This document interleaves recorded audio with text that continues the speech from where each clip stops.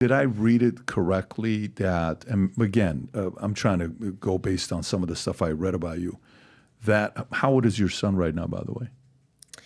He's 15. 15 years old. Okay. Is he with you? Do you see him? Mm-hmm. Okay. But there was an era where some things happened, right? Where you couldn't see him for a good 10 years, if I'm not mistaken. No. So I was in Brooklyn, and I couldn't leave Brooklyn. They tried to put like a restraining order while I was being managed by Jay-Z that said, you can't leave this jurisdiction for 15 years until he's 15, and or until he was, and so that I thought was weird because obviously I was known as a worldly global artist, so to restrict me like that is just it. That was. It was quite shattering, to everything I was about. And so I went to court in Brooklyn, which was extremely frustrating because I was up against all major, massive American power fighting it in the most American power city with American lawyers. So, I really felt like I had no chance, but I was also touring to support the court case and pay for it, because it's New York lawyers. So yeah, I think that probably was a pretty dark time, but I won. I didn't win. We basically made an agreement that I moved back to London with him, and so we both moved back to London and we lived there. So I had him, though people do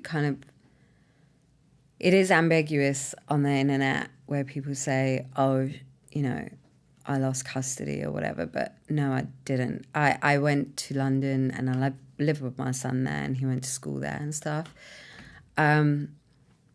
But then COVID happened, then we kind of went through it again. But at that time, after that case, I was very much done with the music industry. When it kind of gets to, I couldn't separate out the personal and the professional because, yes, it was one thing.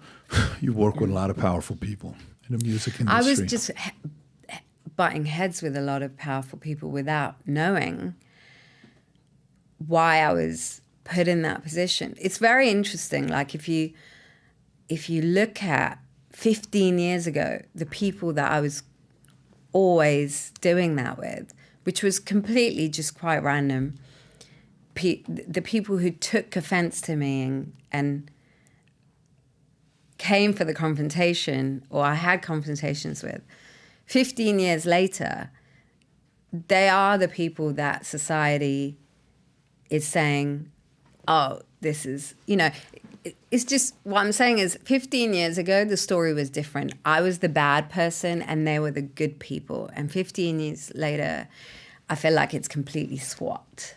And all of those people were all one thing, is what I'm finding out. Because it was pretty much big news that I went to, I had a confrontation with Lady Gaga, then there was Jay-Z, then there was, Beyonce with BLM, or then there was like this person, this one, whatever corporation. And all of these people then feel like they're all in the same tribe, which was not visible 15 years ago to anybody. There was no podcast like this discussing things. In these uncertain times, if there's anything we need people to believe the future looks bright. So if you've heard about me saying this mission to you, we're on a mission to get 1 million people to wear this gear. And this is what we're doing. If you buy one of these hats, there's a category of buying one hat, getting the second one free. If you haven't yet worn this gear publicly, Go ahead and test it out. Buy some of the gear, wear it in public, and see how many people will stop by and say, you also watch Valuetainment? You also follow PBD Podcast? I do too. Place your order. Go to vtmerch.com, click on the link above or below, place your order, and represent the VT and the PBD Podcast gear. So if you like this clip and you want to watch another one, click right here. And if you want to watch the entire podcast, click right here.